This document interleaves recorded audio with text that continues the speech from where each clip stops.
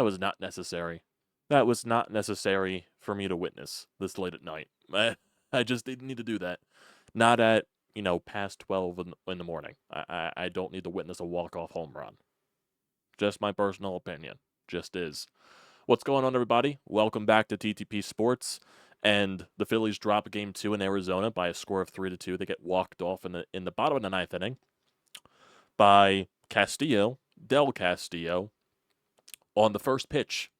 First pitch ambush against Jeff Hoffman. Walk-off bomb. And apparently it was his first major league bomb. So, yeah, of course that makes sense because it's Phillies.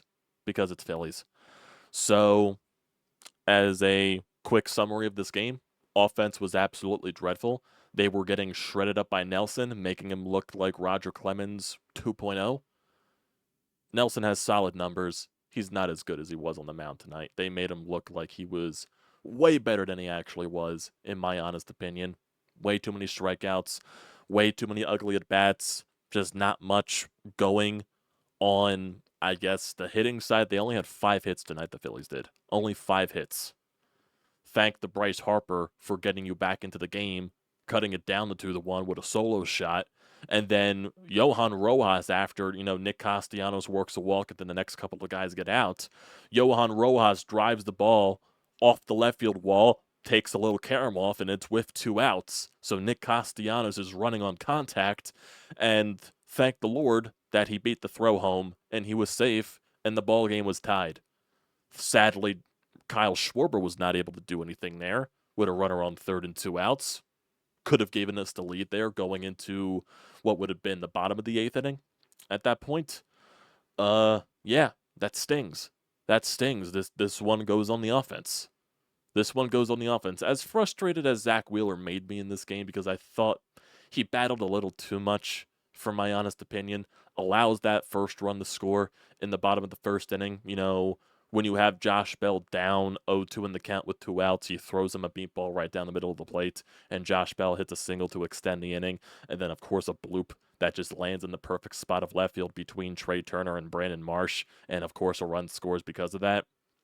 So, I don't understand the pitch sequence there to Josh Bell, which led to the inning being extended. That's just, I don't know why. And Castillo was the guy that mainly killed you in this game. He went 3 for 4 and had 2 RBI, and he was the one that drove in that first RBI of the game for the Diamondbacks. And then Jock Peterson, of course, had to hit a home run. So, yeah, of course. Oh, my God. You did fight back, so you didn't die in this game. Bullpen, for the most part, did their job. Zach Wheeler, numbers overall, quality start. 6 innings, 7 hits allowed, too much for my liking. 2 earned runs, 2 walks, 8 strikeouts on 100 pitches. So Zach Wheeler wasn't to blame in this game. There were just some things that irritated me with this game, and that's just me being very nitpicky because I expect more from Zach Wheeler. I would have liked him to go a little deeper into the game, but, he battled so much. He threw a lot of pitches, especially in the first couple of innings. He was close to basically 50 pitches at the beginning of the 3rd, so he really battled through this game, and still he only allowed 2 runs, and he kept you involved in the game, and that's basically, what your ace is supposed to do on the mound. But the offense just did absolutely nothing for him. Just look at Nelson's numbers on the mound for Arizona. 7 1/3 innings, 3 hits, 2 earned runs, 1 walk, 9 strikeouts on 97 pitches. It was just quick inning after quick inning after quick inning after quick inning. You were thinking to this point, the Phillies didn't have a hit, I believe, for the first 4 or 5 innings at this point, and Alec Boehm was the one that got the hit, which was a double, a leadoff double, if I'm not mistaken, and no one drove him in. Phillies tonight went 0 for 4 with runners in scoring position. So that was the difference in the game. The few chances that you got, you didn't score on. You did not score on whatsoever. I believe if you look at the 5 hits in total, Rojas had 2 of those hits. Rojas went 2 for 3, Boehm went 2 for 4, and Bryce went 1 for 4 with a solo shot. So then basically the rest of your lineup just goes nothing there on the board. A bunch of goose eggs. Kyle Schwarber 0 for 4. Trey Turner 0 for 4. His average is getting close to dropping below 300. Trey Turner, we need dynamic Trey Turner back badly. Bryce Harper 1 for 4. Alec Boehm 2 for 4, like I said. Brandon Marsh just continues to strike out, just continues to look ugly at the plate. 0-4 for him. JT Realmuto did not build off of those 2 extra base hits that he had last night. He went 0-3 with a strikeout. Nick Castellanos, he went 0-2 with a walk and a run scored. Bryson Stott went 0-2. Edmundo Sosa came in the pinch hit for him later on in the ballgame when the Diamondbacks brought out a lefty from the bullpen. Sosa, I believe, struck out in that at-bat.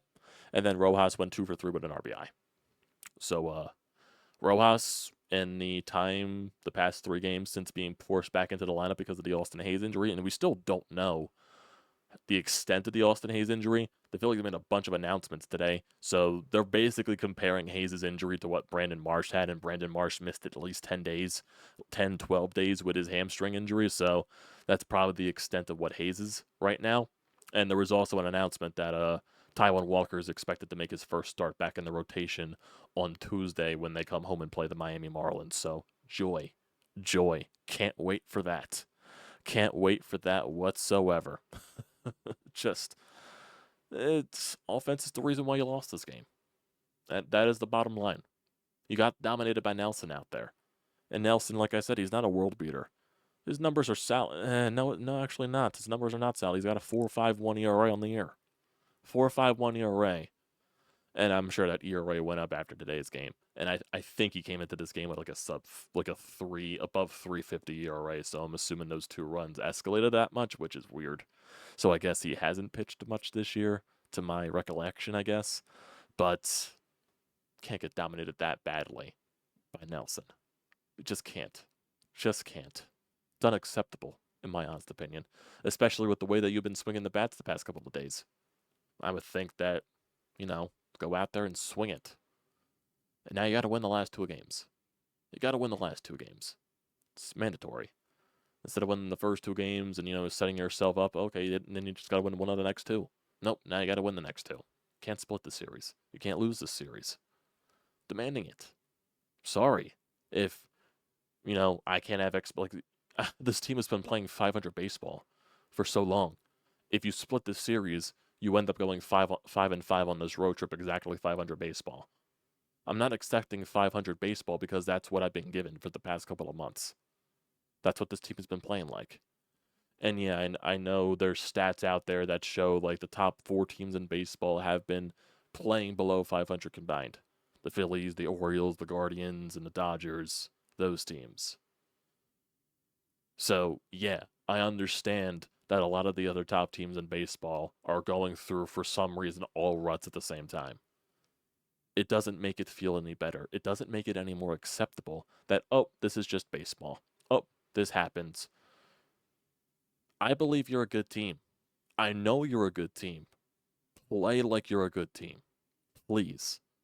Please. I can't see you lose 6 series in a row. Then you finally win a series. And then you split a series.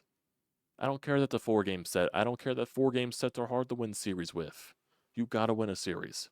You gotta win 3 of 4. You gotta win these next 2 games with Aaron Nola and Christopher Sanchez on the bump. Tomorrow's Aaron Nola versus Zach Gallen.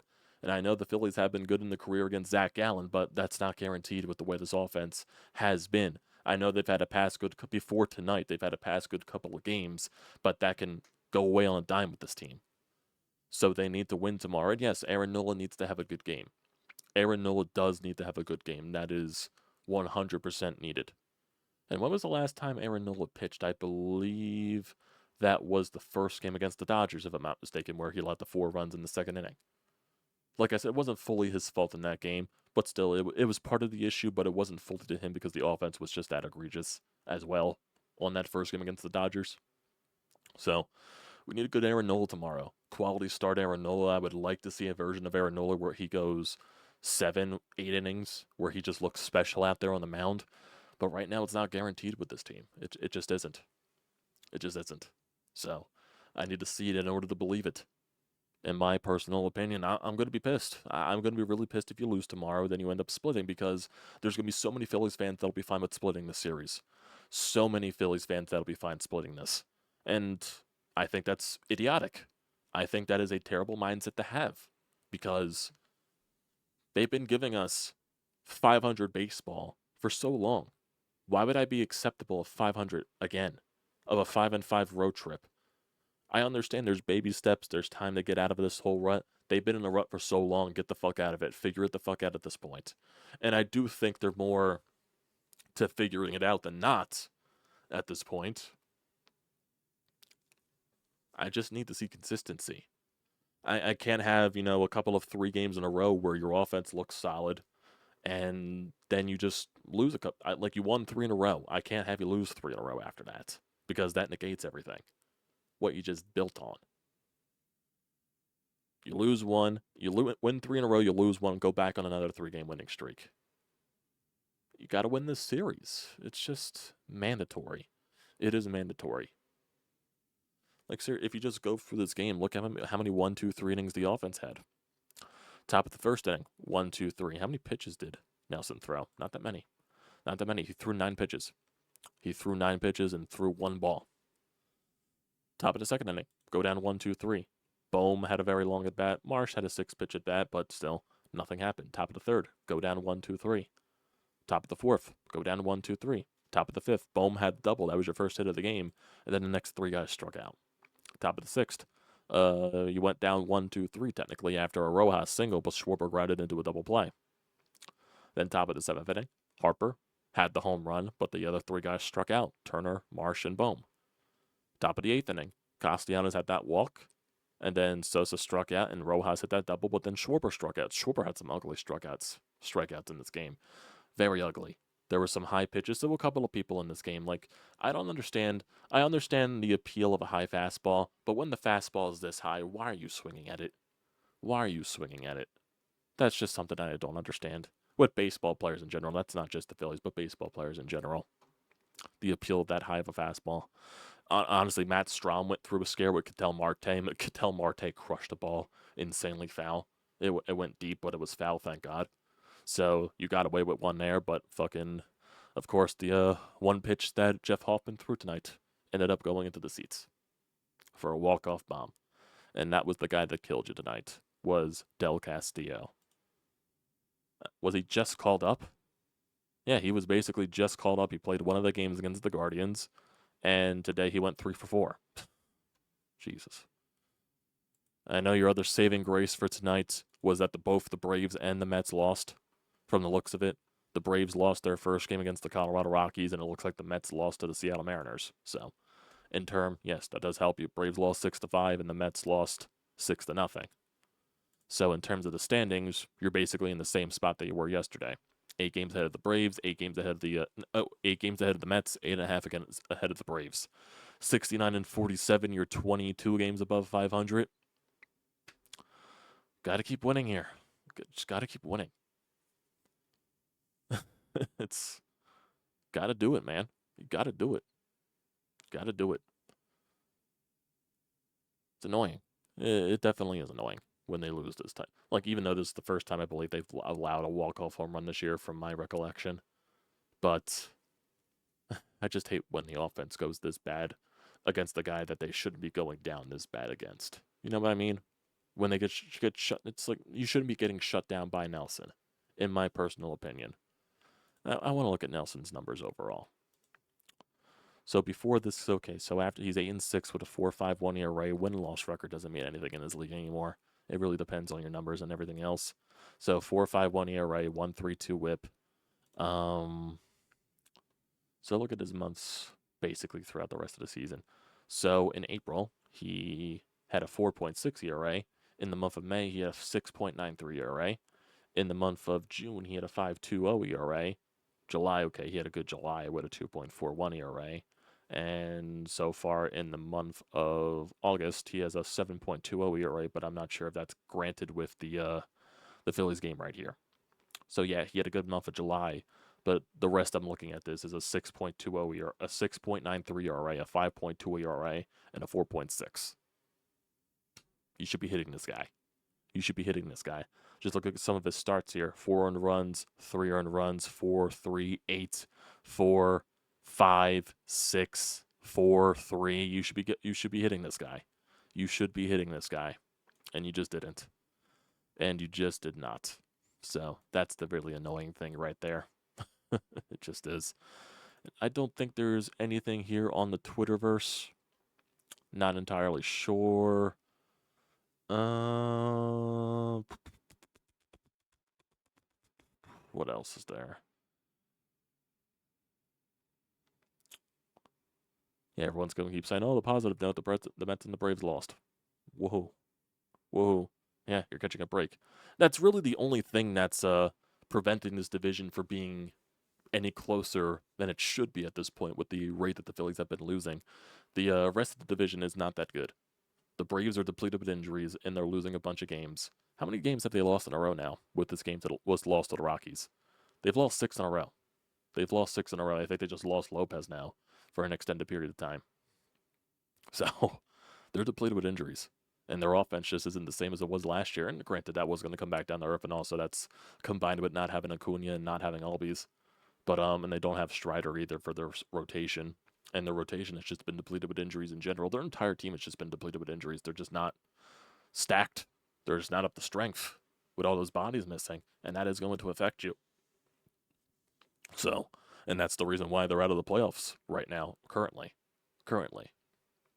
And basically right now, yeah, the Phillies still have the best record in the National League. Do they still have the best record in baseball? They still do have the best record in baseball somehow. They're 69-47. They're a half game better than the Orioles. They're a game better than the Yankees, 2 games better than the Guardians. The Guardians have actually been losing a lot lately. That's like, you lose a series to the Guardians, and then the Guardians go on losing 7 in a row. Like, Jesus. I know the Twins have actually been playing really good. They are 7-3 in their last 10. They're 65-50. The Twins are actually close to getting that division for the AL Central, if I'm not mistaken. Yeah, they're what, game and a half behind the Guardians, and the Royals have actually been playing pretty well as well. So I think that's also a factor to Bobby Witt Jr. having basically an insane start to the second half. The dude just can't stop hitting. That would be nice. Having a dude that just going off like Bobby Witt Jr. is going would be nice. Would be very nice. I think there was something that I saw earlier today, if I'm not mistaken. Something that I saw earlier today, if I'm not mistaken. It was before the game. I think it was from Fuzzy on YouTube, the MLB The Show content creator. He also does MLB recaps as well. So yeah, this is from him. The Yankees. This was at 11:33 in the morning. The Yankees, Orioles, Guardians, Dodgers, and Phillies are all 500 or worse their last 40 games. Yeah, that doesn't make me happier. It just does not. And also some other interesting news as well. For some reason, the Baltimore Orioles continue to add on to the 2022 and the 2023 Phillies roster to their team. They just signed Gene Segura to a minor league contract. So now they have Seranthony Dominguez, they have Gregory Soto, they have Craig Kimbrell, they have Zach Eflin, and now they have Gene Segura in their minor league system. For some reason, they want to look at the 2022 and 2023 Phillies, the pitching step specifically, and then Gene Segura. And they was like, yeah. Even though I think Seranthony's numbers since joining Baltimore have actually been pretty nice. So good for Seranthony. Good for Seranthony. But and I think the reason why his numbers have been so good, they're saying that he's been primarily using his slider. And his slider was one of his best pitches. So we'll see. Maybe he just needed a change of scenery for Seranthony. Maybe that was the case. I know a lot of people still hate the trade. I don't mind the trade because Seranthony was part of the problem with the bullpen woes this entire season. So he just needed a change of scenery, and he was just one of the guys to go. So it just had to happen. You know, it happens. It's baseball. It's a business at the end of the day. So here's some of the updates from the Phillies from earlier today with all the roster moves that they made. So Austin Hayes, he goes on the 10-day IL with the hamstring that was retroactive to a couple of days ago. They brought up Cal Stevenson from AAA and also Max Lazar from AAA. They sent Colby Allard back down to AAA, and then Derek Hall, Max Castillo were designated for assignment to open up the 40-man spots in the roster for Stevenson and Lazar. So basically, they call up a couple of guys to, I guess, add to the bullpen, add to the bench with Stevenson, And I'm assuming, that sending Allard down does also mean that Taijuan Walker is coming back to the rotation. So that's probably one of the reasons why they sent him down. And Ranger Suarez is also making his progression as well. So it does sound like he might return at some point during the homestand too. So it's just a waiting process with those two guys. Taijuan Walker says his splitter is feeling great down in his rehab assignments. So we'll see. We'll see. But overall, I don't think there's anything else in terms of Twitterverse from postgame or anything like that. I think a lot of people were more focused on the Eagles preseason game tonight, which it's definitely something there. But yeah, I think that's basically it. Really nothing else. It was a very blah game, very poor game, low scoring. You got dominated. Pitching wise, you got dominated.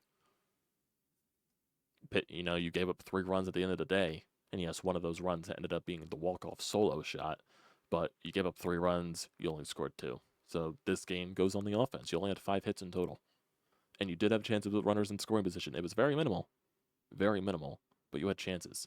0 for 4, yeah. Marsh, Schwarber, JT Castellanos. All those guys had chances. Schwarber had that chance when Rojas tied the game. Had that chance with him on 3rd and 2 outs in the 8th inning. Didn't do anything with it. So, annoying.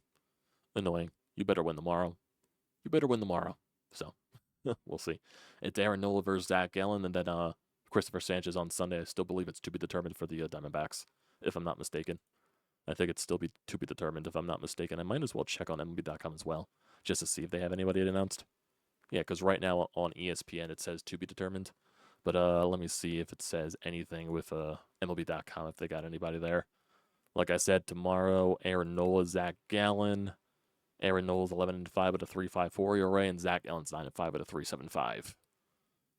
Then Sunday, Christopher Sanchez versus a to-be-determined pitcher. So either it's a bullpen game for the Diamondbacks or something else. So we'll see. And then after those 2 games, they get off on Monday. So hopefully, fucking win tomorrow. And tomorrow's an 8-10 game. So most likely we can have a live stream recap after that one. So, yeah.